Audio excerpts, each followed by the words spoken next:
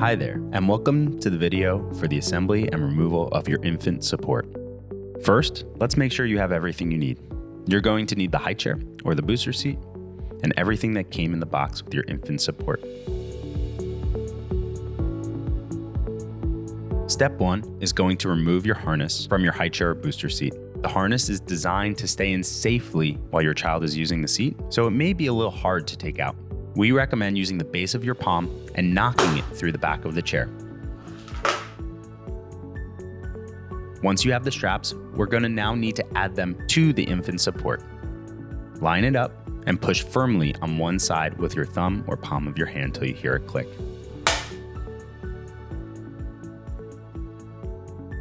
Now grab the infant support, slide it around the belly bar so those clips come up the side.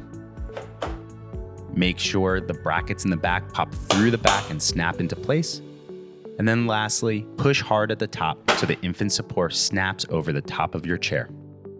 Once your infant support is snapped over the top of the chair, grab the locking bracket and click it into place in the back of the seat. Your last step is to add your cushion.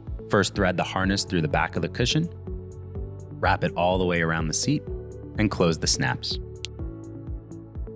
Now you're ready to start solids.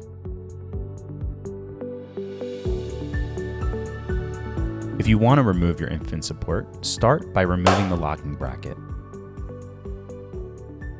Then push the arms through the hole and slide the infant insert out of the seat.